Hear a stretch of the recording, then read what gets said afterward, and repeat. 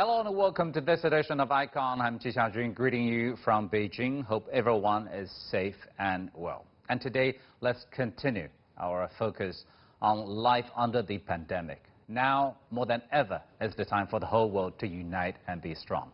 The contribution of every single individual counts.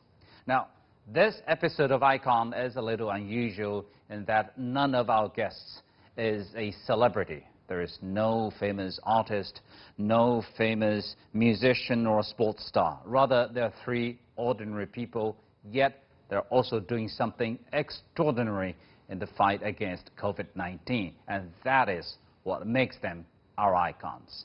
And first, let's connect with Dr. Guo Yu, who was born and raised in the city of Wuhan and now lives in San Francisco. Good evening to you. Are you still in San Francisco or are you now back in Wuhan? I'm still in San Francisco.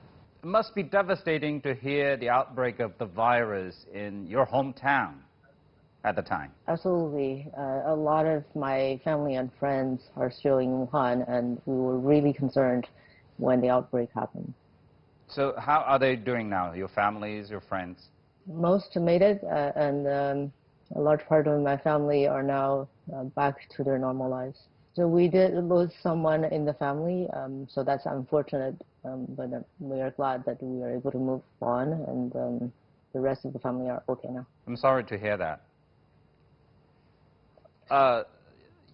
And because of this pandemic, you've also done something otherwise you probably would never have done. You built a tracker. Tell us more about that. So what we have built is a coronavirus statistics tracker and interactive visualization for the disease, the pandemic spread in the world. So we started with data for just United States and Canada, and we have recently expanded to include more countries and regions of the world. The source of information that we rely on would be the state and the country level information, so coming from the official sources. We then have built all kinds of algorithms to scrape the web and look at the official data. We then have a process that would have a human look at this data to make judgments on whether or not it's trustworthy or whether or not it's aligned with our definition of disease cases. We then update this and visualize the information for the general user. So this is the website. Right. So as you load the site, the first section that you see would be for United States because it's detecting my location and I'm located in the United States. It is showing the case, death, recovery, and fatality rates in the United States and then in the world. The next section breaks down the number of cases by state. For example, the New York State has been accounting for more than a quarter of all cases in the United States. The next one is a map, and there are many toggles that people can play with. Pretty straightforward. So do you have to collect all these information, all the data, or do you have to, you can actually rely on the data being inputted by, say, volunteers, through anyone who might be interested in contributing to this? It's both. Any users who are interested in giving us more sources for data can do so through the website that we provide, but we don't automatically update the data that user provide because they may report something that we have already counted, or they may be referring to a source that we don't consider reliable, such as a Facebook group. So for situations like this, we do have our volunteers look at the data that user provide and make the judgment call there. How long has it been running? We have been running since early February, so it's now been over 3 months. Oh wow, 3 months now. Yeah, since February. And who are now using it? We see millions of users of our tracker on a daily basis. There are general public in the United States and Canada. We also see traffic from the rest of the world. And we have asked the users, why are you looking at our tracker, even though you're not physically located in North America? And they often say that they have family and friends and important people that live in these areas. And I also hear not only just the general public, but the official organizations are also using your data and tracker? Right.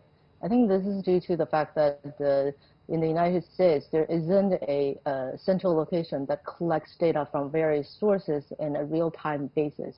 When we started making this tracker, I believe CDC, which is the official source, only updates on a weekly basis. When we first released the tracker, there were only 12 cases in the United States and 4 in Canada. So at the time, we were hoping that the disease would not spread and we would not need this for long.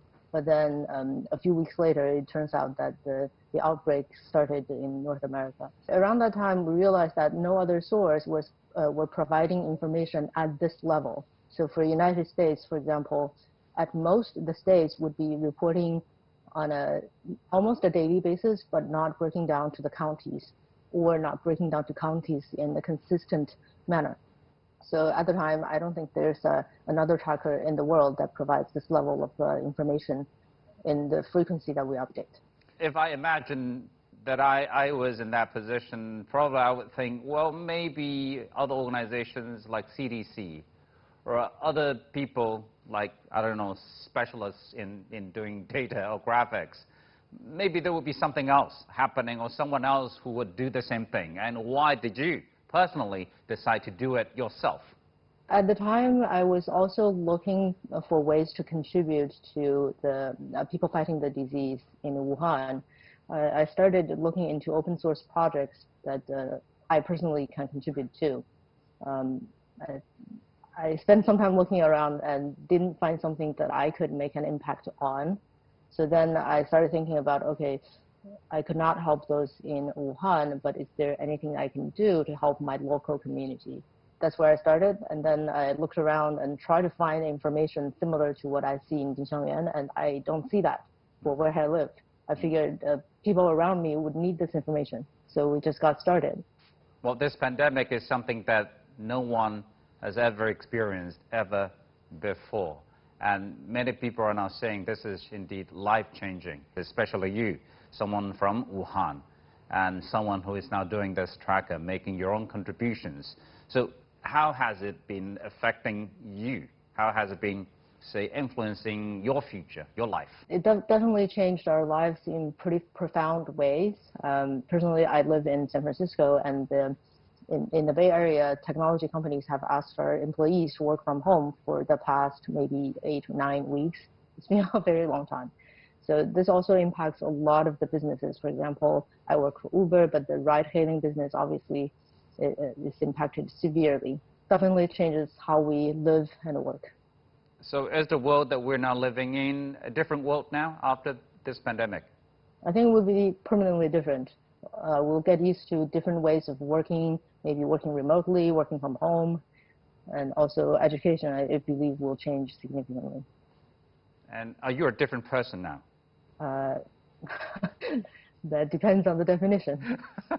I know this is a vague question, but basically, many people are now saying this pandemic situation is forcing many people to take a step back and to rethink our lives. And in that sense, do you think you will be a different person in the future? Absolutely. I don't think many of us have had the opportunity of being isolated at home, of social distancing, of getting the additional time to really think about our lives. In a way, it is bad that the world, the population is suffering, but in another sense, it is good to get the perspective and some personal time. Okay, Doctor, thank you very much for your time, and stay well. Stay safe. Thank you for having me.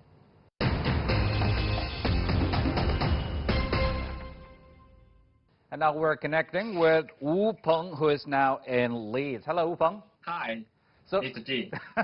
you're still in Leeds. I see you've had a haircut. It must be a new one. Yeah, I had my haircut yesterday. So life in Leeds is kind of back to normal now. No, the city is still locked down, and we were waiting the 7th May. The government will release the lockdown or will continue it. But you were allowed to go out to have the haircut. We have four ways can go out. Otherwise, we need to stay at home. Like we go out for our daily life, like buy food and maybe haircut and get the medical support, or you need to go for for necessary work or someone. I'm not sure. So pretty much your life's been interrupted by this COVID-19. From yesterday, I start my online course, and most of the time I spend to finish my essays. I have 4 essays to finish to submit before the middle of May and 1 dissertation before September. So I'm quite busy now. Is the situation serious? Are you worried about that? The COVID-19 pandemic, say, in Leeds? Yeah, there are about 1,300 people confirmed and positive in Leeds now. But in Leeds there are more than 700,000 people in the city. So the level is still middle in UK. Well, I'm not surprised that you have all these figures, because you contributed to the local community, that you put all these numbers into graphics and put them on social media to be shared with the public. Yeah, actually from 5th March, I start to make a graph to record the information about the coronavirus, such as the number of the confirmed and positive and the mortality. So I just connect the data announced by the government, and I put into the statistics software, and it will generate graphs. Finally, I will post the graphs online on my Twitter. Are you still doing that? Yeah, of course, from 5th March to now, and maybe I will do it till the situation turns the tide. How was it received? What are the feedbacks? Most people support my Twitter, and they write some comment to give you some thanks and maybe some questions. But I most of the time I reply the questions is about what the figure is and what the line is. Why did you decide to do this? Is it somehow related to what you're studying there? So I would like to know how it's increased, because the first day I start to make a graph is 5th March. That day the UK have till that day that is 115 people confirmed as positive. So that means 5 days the number is 5 times as much as 5 days ago. 5 days ago. So I would like to make sure how the number increase, but I find in the website, the government website, official Twitter, and some news, there are many separate news instead of there are one piece of news or a graph to record the trend. So my professional of my scale to give me a thought, I need to do that. And maybe some people also would like to know how many numbers before and the trend of that. So I think they would like to know that like me. So I decided to do that for them and for myself, for the community. So how is this experience going to influence you personally in the future? Oh, actually, I never thought about it. So I did that just for my interest. Yeah, it's for my major told me the thought, told me the social responsibility. When I face the social phenomenon, so I need to do that. I never thought that, but the idea can come into my mind without any thought. So it's just something you thought at the time that was the right thing to do, and you just did it. Yeah, that's the right thing I should do, and I did that. Good to know, and best of luck to you. Thank you.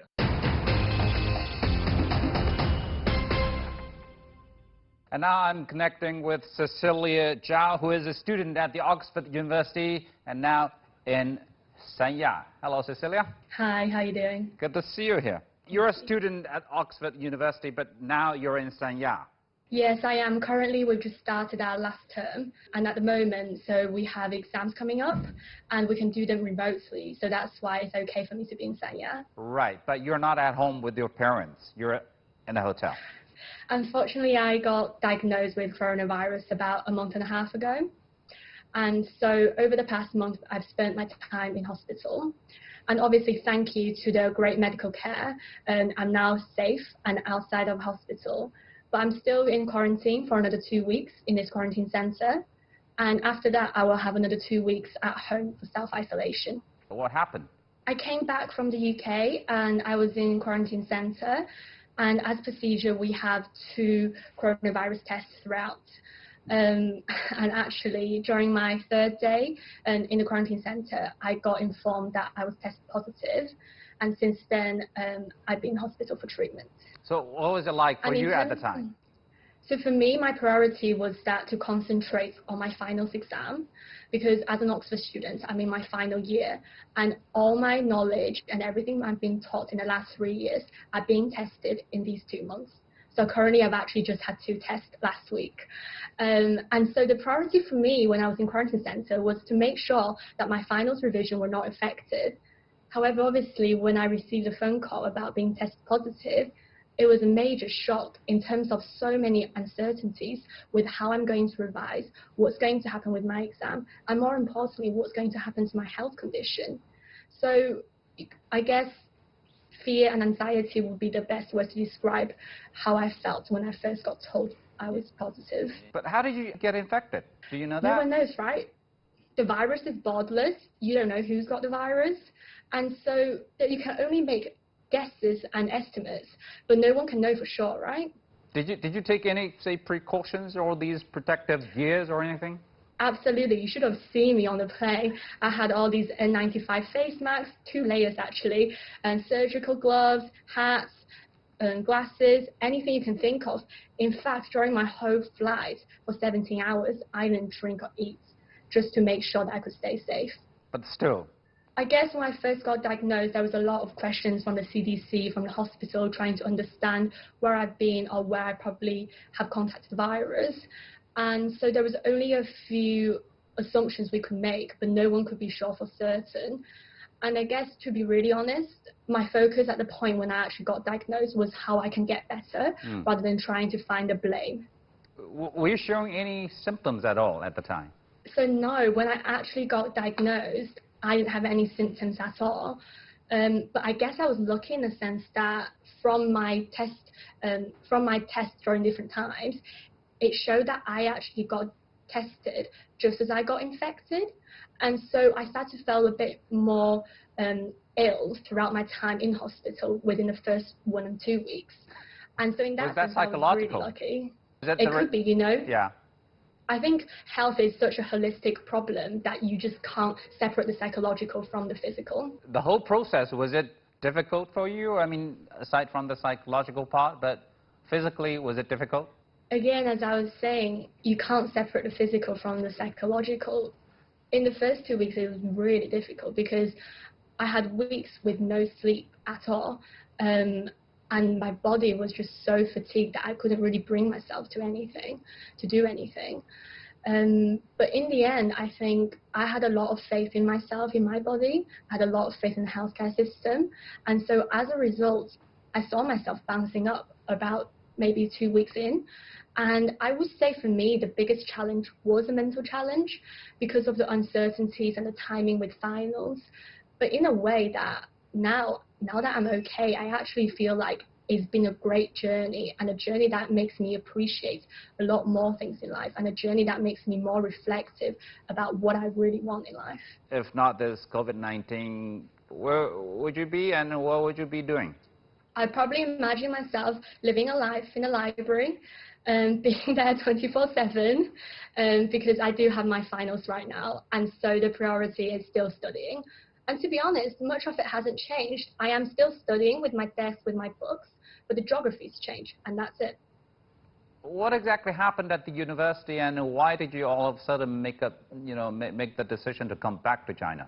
For sure. I mean, we are in unprecedented times, and Oxford's unique in the sense that out of its 100 years of history, it has never, ever cancelled its exams, especially times like the World War II. And so basically, it seemed as if everything was happening as how it is until cases in Oxfordshire has kept on rising. And so the university decided to close down its accommodations and move all its studies online, which also means that all my exams will now be taken online. And so as a result, international students have to go back to their homes, and also domestic students have also go back to their residency. And so it was pretty disruptive for everyone. But I guess that's the only way in order to mitigate the virus spread. And a different aspect of that, are you someone who always likes to plan everything and anything for yourself? So this is really the time when your plan has been broken. Absolutely. And that is why I had so much anxiety at the beginning, right? And yes, I would say that I am someone who actually always had a 5 to 10 year plan starting from 5 to 10 years? Yeah, and I know it's incredibly early, but that is because I have left home since the age of 9. And so being independent and being long-term planning mind is something that I've always done. But that was easy, right? Because given the context that I was in a school environment, you could work out how many years until high school, how many years until university. And so it was easily done. But it was in the last 2 years I was confronted with many more uncertainties in life. And so it made me realize no matter what kind of plan, you need to leave room for flexibility. And so in some ways, yes, coronavirus was massively disruptive, but because I had been mentally prepared of being able to confront with new challenges and uncertainties throughout the last 2 years at university, I didn't feel like it was such a big challenge in this way when the pandemic happened. So is that the lesson you learned from the past few days, or that you learned from past 2 years? It's been a gradual process over the past 2 years, but the past month has been intensifying this process, making me really realize the only thing you can control is your happiness right now, right here. Is it going to change you? For sure. I think the pandemic will leave changes in many ways. And for me personally, it's about making peace with myself. As a little example, I now actually meditate regularly every single day. And that's a mess. I do mindfulness meditation, and it's about connecting my mind to my body and to make sure that I am living in the current moment as well as racing ahead. So before it was like 12 hours a day in a library, and now probably 2 hours. My mum would love to hear that, but no, it's probably 12 hours still working and 5 minutes of mindfulness, but it is better than nothing. So it's a plus 5 minutes instead of cutting the 12 hours to 2 hours plan. Yeah, I do believe it's about accumulating the small changes in life, you know. Thank you, Cecilia. You're really a very unique example here, because still studying at Oxford at the same time. You're now back in China and tested positive for the virus. So if you're going to send a message to everyone who is still going through this crisis, and what do you have to say? I think please do have faith. Things will eventually get better. And please look after yourself and those you love. Just live in the moment and try your best. You're doing great. Okay, Cecilia, thank you very much for your time. Thank you. Stay safe. Good luck with your final tests. Thank you very much. Thank you. Goodbye. Many thanks to Dr. Guo Yu, to Wu Peng, and to Cecilia for sharing their stories with us. There's just 3 of many, many, many brave people who are now doing whatever they can to help others in the fight against COVID-19. And we at ICON also hope their stories can encourage and inspire you. Wherever you are, please stay safe. Please keep a positive outlook for the future. As we are now coming to the end of this special program, we are going to share with you some more video clips showing how people are now coping with social distancing. Hello everyone, my name is Hui Xuan and this is my boyfriend Yan Yu. Good night, mate. We currently live in Melbourne and both of us work as secondary school teachers. Because of the COVID-19, all the teachers in Victoria need to work from home. And this place is where my boyfriend works, and I just work in the other room so both of us can have separate working space. And my girlfriend also bought an elliptical machine to do exercise at home instead of going out to gym. Because of the quarantine, we've got a lot of time to do different things, something we like, something we've never tried before. For example, I tried baking and I tried to make some desserts, and we even planted some vegetables in our backyard. I'm Shu and this. Yes, I know you wanna. Or whatever.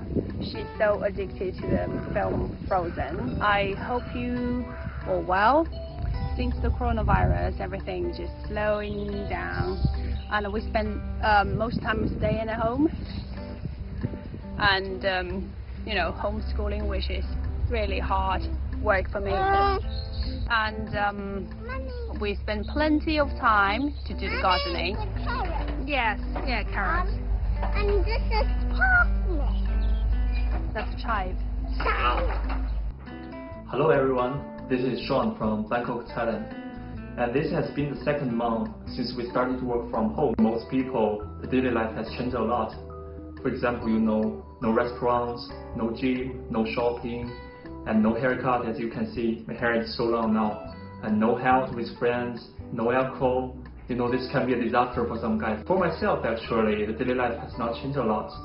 Because the only thing I need to do is to stay at my living room, work with my laptop, and to handle all the stuffs online.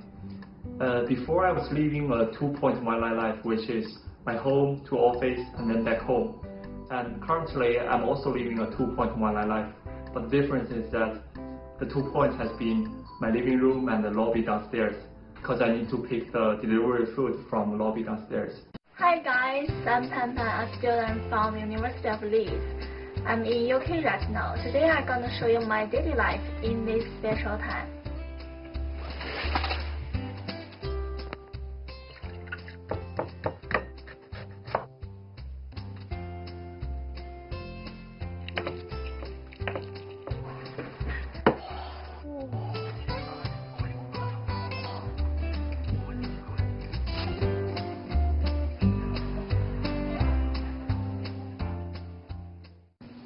Hi everyone, I am Wei Jia from Toulouse, France.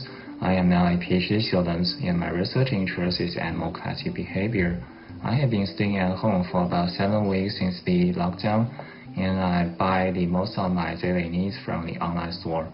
Many supermarkets in Toulouse offer door-to-door services.